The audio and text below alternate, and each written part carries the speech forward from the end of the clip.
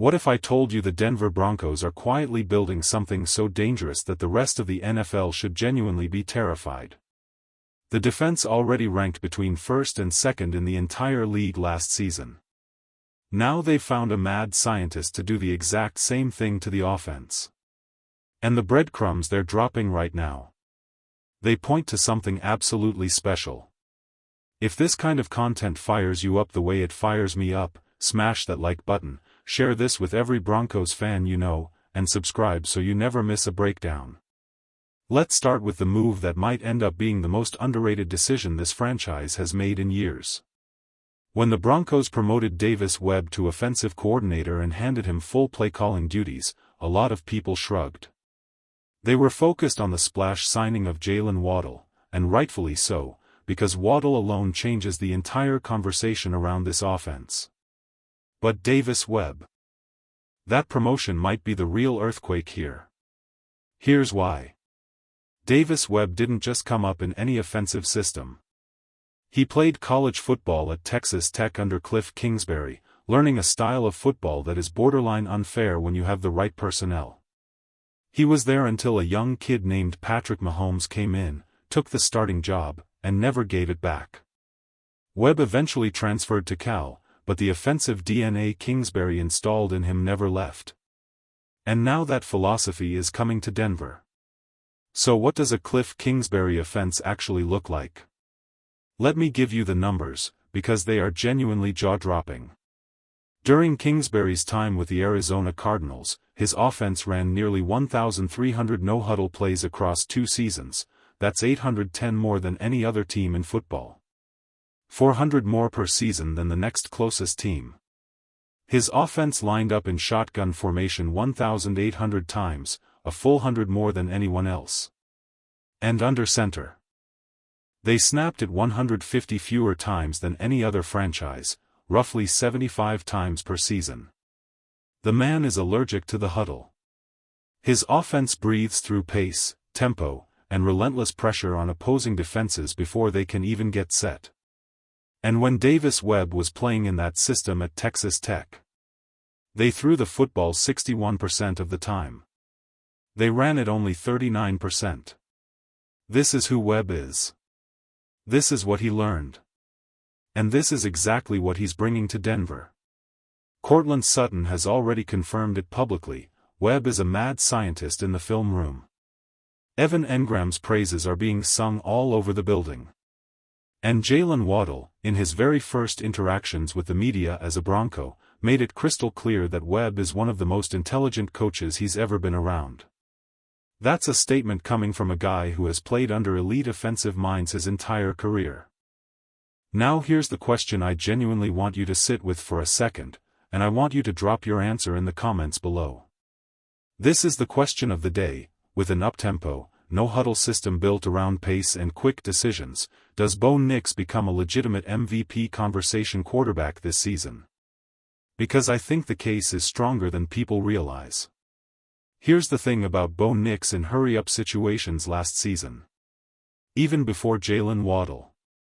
Even before Jonah Coleman was in the picture. Even before the staff figured out how to fully deploy R.J. Harvey as a joker weapon. When this offense operated in no-huddle or up-tempo packages, Nix posted a top 8 EPA, expected points added, in the entire NFL. Top 8. Among all quarterbacks. In a system that wasn't even fully built for that style of play yet. Now you're telling me that same quarterback is going to have Jalen Waddle running routes, Evan Engram as his safety blanket, Jonah Coleman adding a new dynamic, and an entirely rebuilt offensive infrastructure designed from the ground up around pace and tempo. That isn't an upgrade. That's a complete transformation. Bo Nix in training camp was already being called Bobot by teammates because of how quickly and accurately he processes defenses pre-snap. In an up-tempo system, that processing speed isn't just an asset, it becomes a superpower. He sees the coverage. He identifies where Waddle is going to win. He finds Engram in the soft spot. And he gets the ball out before the defense can even breathe. Speaking of Engram, let's talk about the most overlooked weapon on this entire offense, because the disrespect he received this off-season was something else entirely. There was genuine noise this summer questioning whether the tight end position would even be a factor in Denver. And then OTAs happened. Multiple people around the program noted that Engram was one of the standout performers of the entire practice period, catching everything in sight and operating with a fluidity in this new system that had coaches and teammates both taking notice. Sean Payton himself came out and said Engram is going to have a huge year. Courtland Sutton publicly defended him from the critics. And when you look at how Cliff Kingsbury historically used the tight end position in his system, deploying guys like Zach Ertz to massive target numbers even in down years, you realize the tight end in this offense is not a forgotten piece. He's a featured weapon. If you play fantasy football, write this name down right now. Evan Engram in a Kingsbury-style offense with Bo Nix at quarterback could be one of the most productive tight ends in the entire league this season. On the defensive side of the ball, and yes, this defense needs to be talked about because people are already starting to take it for granted, there are reasons to be even more excited than last year. Trey'Dez Green and Brandon Jones both missed time last season, and this defense was still holding opponents to historic lows. Brandon Jones in particular is a name that deserves more attention. Talanoa Hufanga came out and made it plain, Jones is in the swimming pool at 4:15 in the morning. He's in the weight room by 4:45. He is playing on a contract year and he is playing with something to prove. Do not sleep on what a fully healthy Brandon Jones adds to this secondary. Red Murdoch is already turning heads in early practices. Torrey York in coverage has had teammates and coaches buzzing.